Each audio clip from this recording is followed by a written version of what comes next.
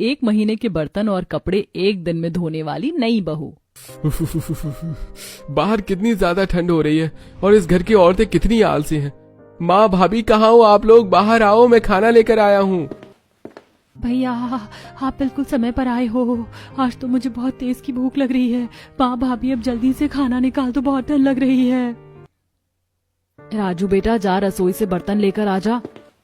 सबको इतनी ज्यादा ठंड लग रही थी कि सब अपने कमरे से कंबल ओढ़कर बाहर डाइनिंग टेबल पर आकर बैठ जाते हैं। और जब राजू रसोई में जाता है तो उसे कहीं भी साफ बर्तन नजर नहीं आते और वो मुंह बनाकर बाहर आता है। एक भी साफ बर्तन रसोई में नहीं है, सारे गंदे। दिन में भी स्कूल से आकर मैंने खुद बर्तन धोकर खाना खाया था। मैं फिर से इतने बर्तन साफ नहीं करूँगा। अरे इस घर में तो सब एक से बढ़कर एक आलसी निकले। अरे बहू जा ना, जाकर 2 बर्तन धोकर लेकर आ।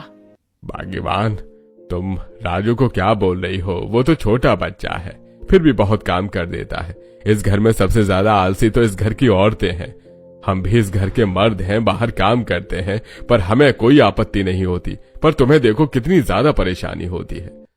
अपनी सास की खरी खोटी सुनता देखकर सीमा खुद ही रसोई में जाती है और सिंक में सारे गंदे बर्तन देखकर खुद से बोलती है, पिछले हफ्ते ही तो मैंने इतने सारे बर्तन धोए थे।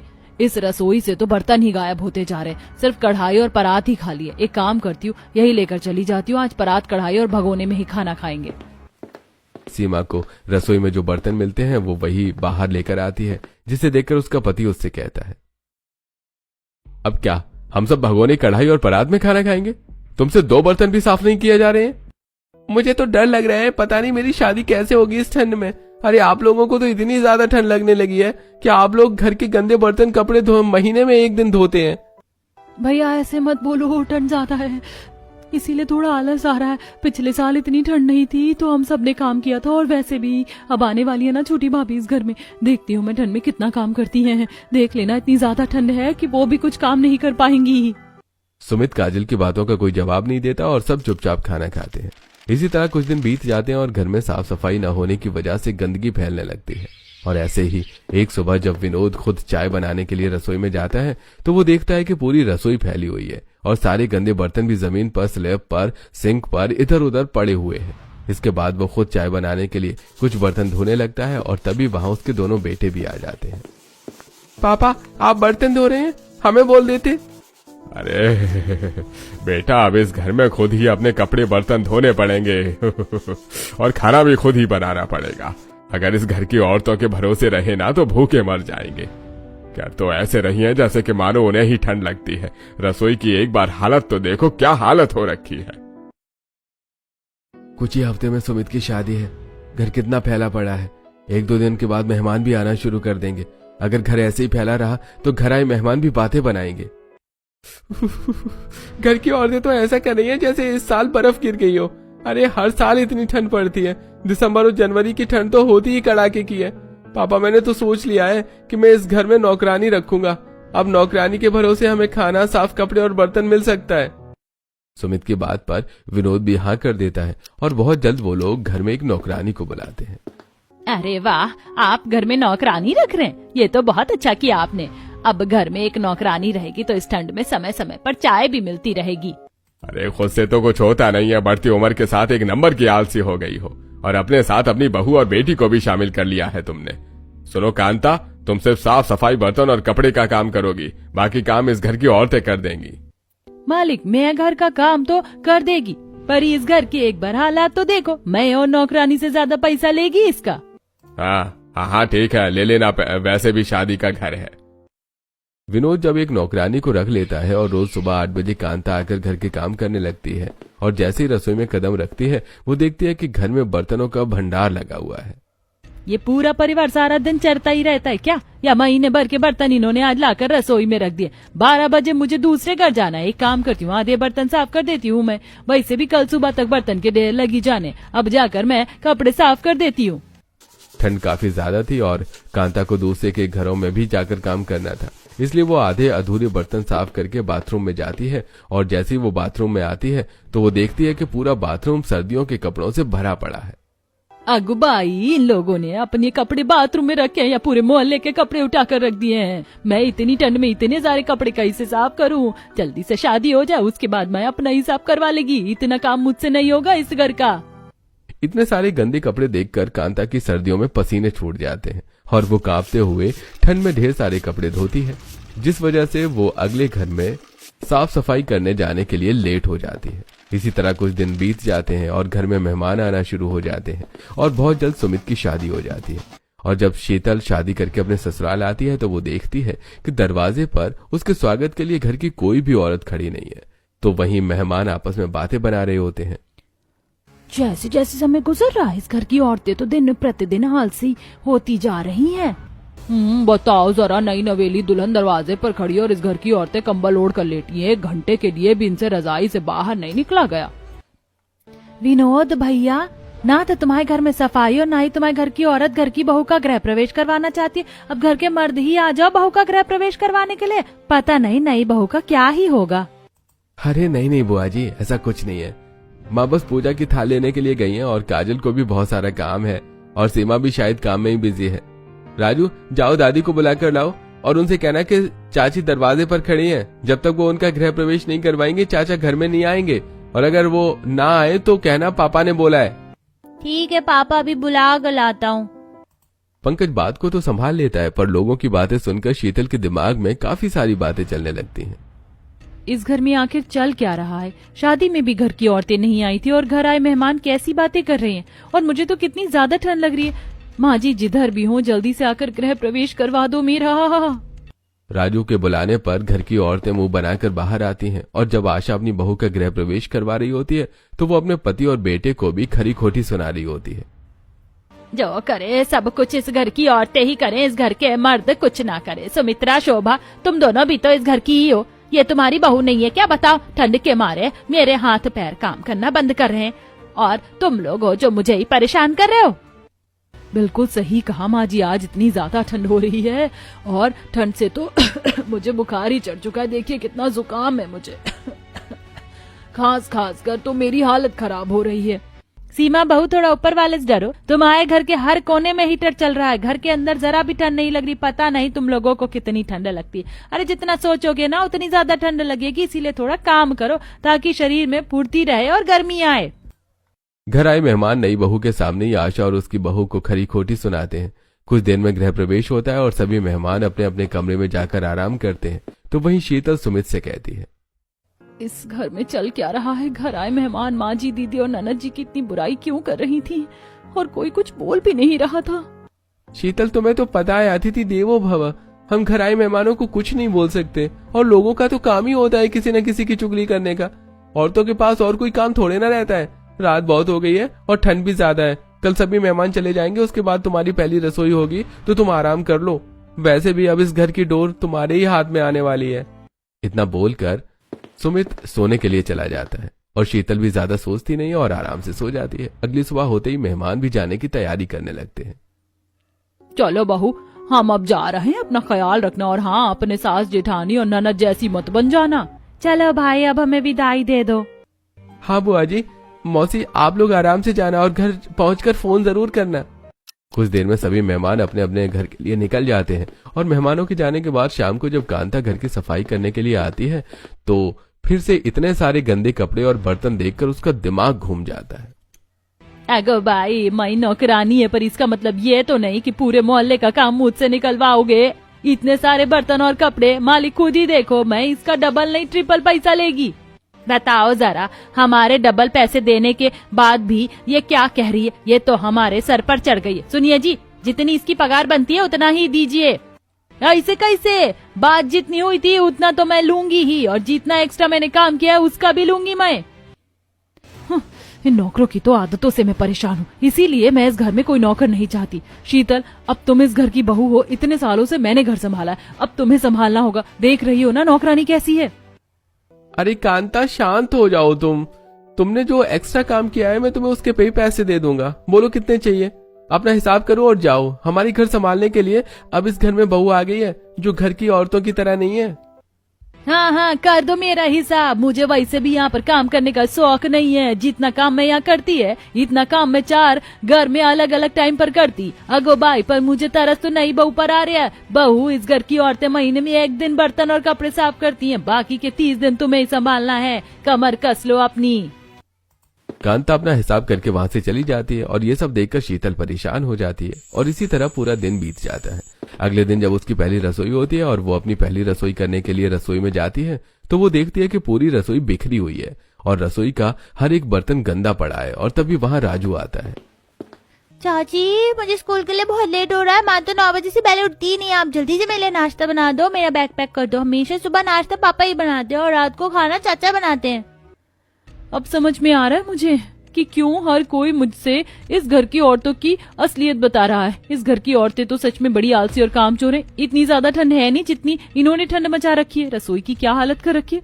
अगर इस रसोई को मैंने पहले साफ किया तो राजू का स्कूल छूट जाएगा और मैं उसे भूखा नहीं जाने दे सकती। काम करती हूँ, पहले थोड़े से बर्तन साफ करके राजू के लिए अलग लंच बना देती हूँ। जब इस घर के लोग चले जाएंगे उसके बाद साफ सफाई करूंगी। रसोई की हालत देखकर शीतल समझ जाती है कि क्यों सब लोग इस तरह की बातें कर रहे हैं। अब वो सबसे पहले कुछ बर्तन साफ करती है और राजू के लिए लंच बनाती है और तभी घर के सभी लोग डाइनिंग टेबल पर जाकर खाने की मांग करते हैं। अरे शीतल बहू, आज तुम्हारी पहली रसोई थी, कहीं ऐसा तो नहीं है इस घर की औरतों का असर तुम पर चढ़ गया? कुछ बनाया अभी तक कि नहीं? पापा, अब आप बहू आलसी लेकर आए तो उसमें हमारी क्या गलती है? हमें क्यों सुना रहे हैं? ऐसा कुछ नहीं है पापा, मैं सुबह जल्दी उठ गई थी पर रसोई बहुत ज्यादा गंदी थी, इसीलिए खाना बनाने में थोड़ा समय लग गया। राजू, तुम्हारा लंच भी मैंने पैक कर दिया है। चलो भाई, इस घर में कोई तो आया जिसको ठंड कम लगती है, वरना हमसे तो ठंड में कोई काम ही नहीं हो पाता। पर जो भी कहो, जब मैं जवान थी तो मैं शीतल बहू से भी ज्यादा फुर्तीली थी।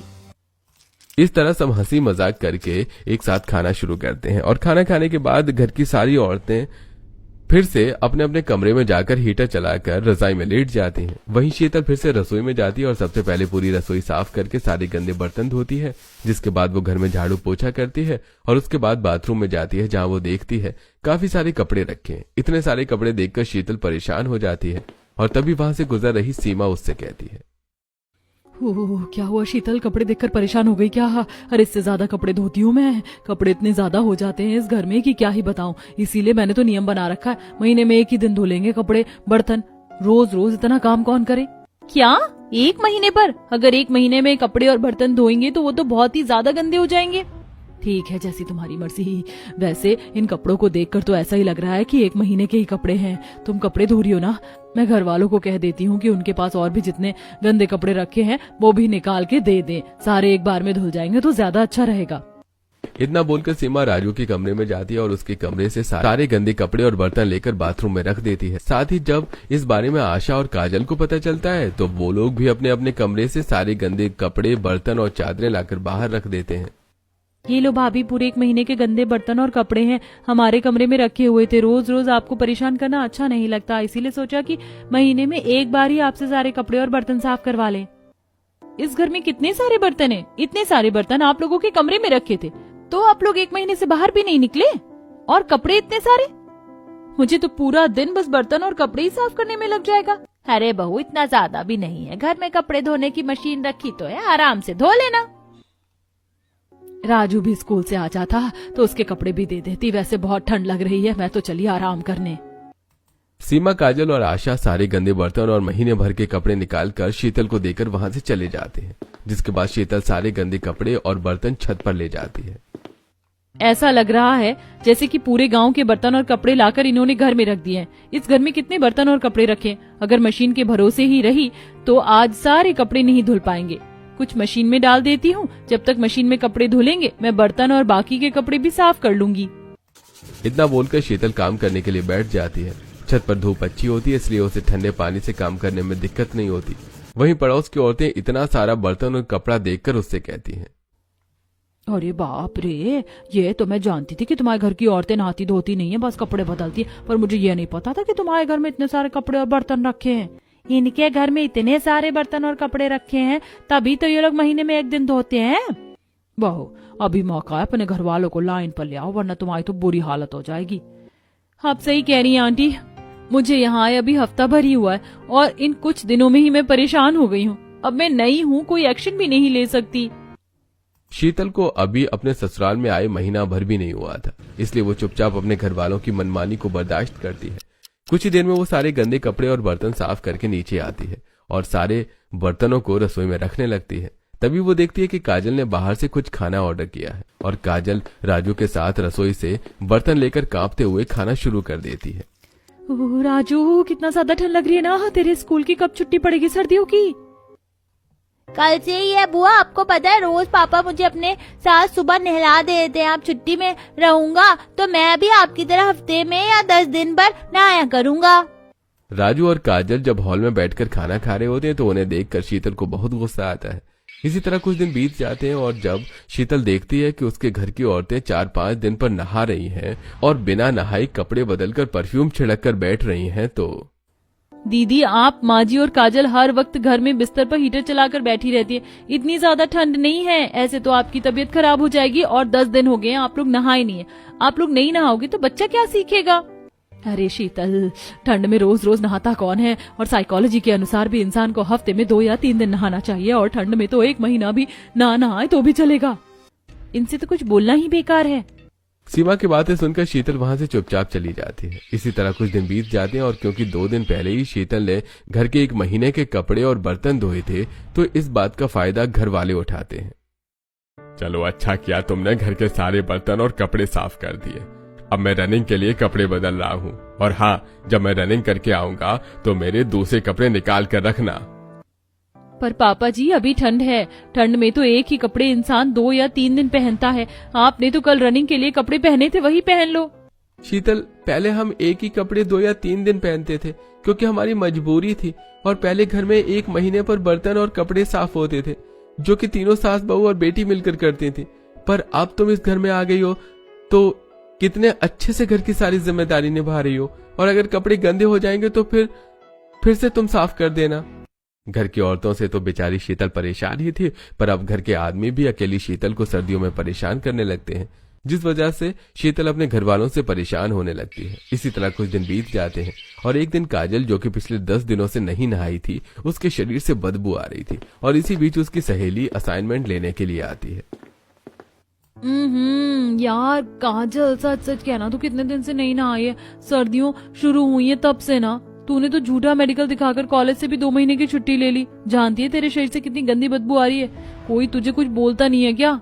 अरे यार, ठंड में रोज रोज कौन नहाता है। मेरा परफ्यूम खत्म हो गया है, मैं आज ही ऑर्डर कर देती हूँ, फिर तू देखना सिर्फ खुशबू आ रही होगी। काजल की बातें सुनकर खुशी मुंह बनाकर चुपचाप असाइनमेंट लेकर वहां से चली जाती है, जिसके बाद काजल कुछ परफ्यूम और रूम फ्रेशनर ऑर्डर कर देती है। 2 ही दिन में उसकी डिलीवरी आ जाती है, पर जब डिलीवरी आती है तो उसके बाल बिखरे होते हैं। उसने भालू वाली टोपी लगा रखी होती है, हाथ में ग्लव्स और पैर में मोटे सॉक्स पहने होते हैं और गर्म पजामा। वो जब दरवाजा खोलती है तो डिलीवरी बॉय जोर से चिल्लाता है और उसके हाथ से पार्सल छूट जाता है। चुड़ैल, चुड़ैल, घर में तो चुड़ैल है। अरे भैया, ये क्या बदतमीजी, मैं कोई चुड़ैल नहीं हूँ, इंसान हूँ और ये ऑर्डर मैंने ही किया था। चुपचाप से मेरा पार्सल दो। अरे बेटा, पूरे महीने नहाओगी नहीं तो कोई भी देखकर तुम्हें डर ही जाएगा। पता नहीं कैसा परिवार है तुम्हारा, माँ बेटी बहू सब एक जैसी हैं। अपने पड़ोसी की बात सुनकर शीतल मुंह बनाकर वहां से चली जाती है और ये सब देखकर शीतल को काफी गुस्सा आता है। इन लोगों ने तो हद मचा रखी है। रसोई में भी बर्तन कम हो गए हैं और ये लोग अपने गंदे कपड़े भी नहीं निकाल कर दे रहे हैं। पक्का 1 महीने का इंतजार कर रहे हैं। इस बार 1 महीने के गंदे कपड़े और बर्तन ये मुझे देंगे तो मैं साफ करने से रही। अब इनको इन्हीं की तरह मुझे निपटाना होगा। जब मैं साफ सफाई नहीं रखूंगी, खाना बनाकर नहीं दूंगी, तभी इन्हें समझ आएगा। अब मुझे भी इनकी तरह आलसी बनना पड़ेगा। अपने घर वालों से परेशान अब शीतल भी उनकी तरह बनने का फैसला करती है और अगले दिन वो भी काफी देर तक सोती है। शीतल, क्या हुआ? तुम्हारी तबीयत खराब है क्या? 8 बज गए हैं, तुम अभी तक सो रही हो। आज बहुत ठंड है, मुझे भी ठंड लगती है। आप बाहर से कुछ मंगा कर खा लो या बाहर ही जाकर कुछ खा लेना। मैंने सोचा नहीं था इस घर में आकर तुम भी इस घर की औरतों की तरह बन जाओगी। सुमित मुंह बनाकर बाहर जाता है, जहां पंकज उसे देखकर कहता है, अरे सुमित भाई, तेरी बीबी कहाँ रह गई? अब तक शीतल ने हमें खाना क्यों नहीं बना कर दिया? भैया भूल जाओ, इन 1 महीनों में शीतल को भी इस घर की औरतों की हवा लग गई है। वो भी उनकी तरह आलसी हो गई है। पहले की तरह हमें अपना नाश्ता खुद बनाना होगा। सुमित की बात सुनकर पंकज रसोई में जाता है और दोनों भाई मिलकर अपने लिए पुलाव बनाते हैं और पूरी रसोई फैला देते हैं। इसी तरह 3 से 4 दिन बीत जाते हैं। रसोई में सफाई न होने की वजह से और बचा हुआ खाना सड़ने की वजह से रसोई में छोटे छोटे कीड़े आने लगते हैं। साथ ही बर्तनों पर कॉकरोच घूमने लगते हैं और रसोई से इतनी गंदी बदबू आती है कि आस पड़ोस के लोग उनके घर पहुंचते हैं। अरे तुम लोग इंसान हो या जानवर, तुम्हारे घर की बदबू हमारे घर तक फैल रही है और तुम लोग आराम से घर में बैठे हो। अरे भाई साहब, अगर आप अपने घर की औरतों को संभाल के नहीं रख सकते ना, तो एक काम कीजिए, घर में नौकरानी रख लीजिए ताकि घर की साफ सफाई हो सके। वही गंद मचा रखी है आप लोगों ने अपने घर में। मैं आप लोगों से माफी मांगता हूँ। मैं खुद जाकर रसोई देखूंगा और सफाई कर दूंगा। इस घर की औरतों से तो कुछ होने से रहा।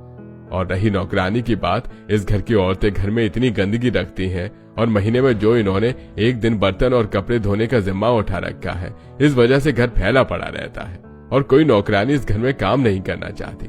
मुझे माफ कर दीजिए, हमारी वजह से आप लोगों को भी परेशानी हो रही है। सभी पड़ोसी सुनाकर वहां से चले जाते हैं, जिसके बाद दुखी शीतल अपने ससुर से कहती है, पापा जी, आपको रसोई साफ करने की जरूरत नहीं है, मैं ही साफ कर देती हूँ। मुझे लगा था कि इनकी तरह अगर मैं बन जाऊंगी तो शायद अपने काम के लिए ये खुद खड़े होंगे, पर मुझे नहीं लगता कि मेरी कोई भी चाल इन्हें सीधा कर सकती है। नहीं बहू, मैं समझ सकता हूँ तेरी हालत। इस घर की औरतों को हमने ही बिगाड़ा है। मैं तेरे साथ हूँ, तू नया प्लान बना और जो इन सब के साथ कर सकती है वो कर। मैं भी देखता हूँ कौन तुझे आंख दिखाता है या तुझे डांटने की कोशिश करता है। मैं तेरे पीछे ही खड़ा हूँ। अब समय आ गया है कि इन लोगों को फिर से लाइन पर लाया जाए।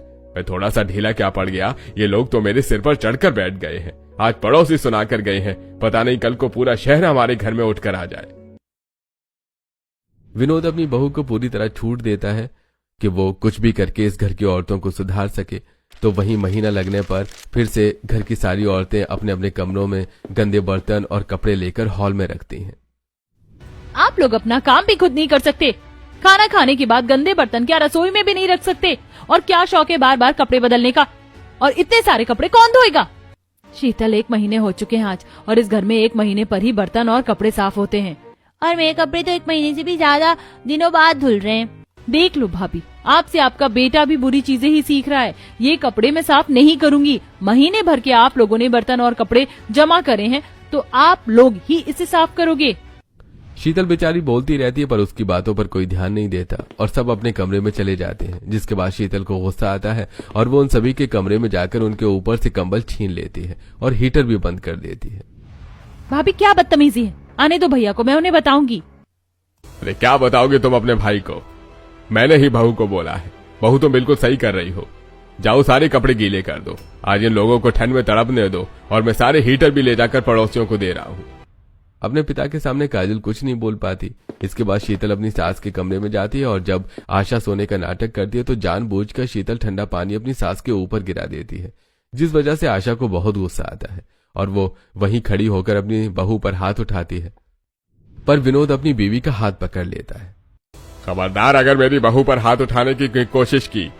ठंड उसे भी लगती है, वो भी इंसान है। 1 महीने के कपड़े और बर्तन बहू अकेली साफ नहीं करेगी, तुम सब उसकी मदद करवाओगी।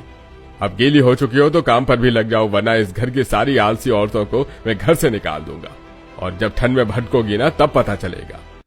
विनोद का गुस्सा देखकर घर की सारी औरतें थर थर कांपने लगती हैं और वो सभी लाइन लगाकर बाहर आती हैं और सारे गंदे बर्तन कपड़े छत पर ले जाकर साफ करने लगती हैं। आज तो हद से ज्यादा ठंड हो रही है। इतने सारे बर्तन और कपड़े हैं, इन्हें तो साफ करते हुए शाम हो जाएगी। गलती भी तो हमारी है। हमें ही शौक से महीने भर के बर्तन और कपड़े अपने कमरे में जमा करके रखने थे। भाभी जब मांगती थी तो हमें देना चाहिए था। थोड़े थोड़े तो साफ हो जाते। अब तो वॉशिंग मशीन भी खराब हो चुकी है, हाथ से ही करना पड़ रहा है सब। काजल दीदी, ये तो बस शुरुआत है। अब पापा जी मेरे साथ हैं, अब आप लोगों को भी काम करना पड़ेगा। अगर काम नहीं किया तो घर छोड़ना पड़ेगा। अरे वाह बहू, तुमने तो कर दिखाया। टेढ़े लोगों के साथ अक्सर इंसान को टेढ़ा ही बनना पड़ता है। इस तरह शीतल अपने ससुर की मदद से अपने घर की औरतों को सीधा करती है और अब घर की औरतें रोज सुबह जल्दी उठकर शीतल के साथ घर के कामों में मदद करवाती हैं और रोज कपड़े और बर्तन साफ करने लगती हैं। इस तरह उनके घर में 1 महीने में 1 बार बर्तन और कपड़े साफ करने का सिलसिला बंद हो जाता है।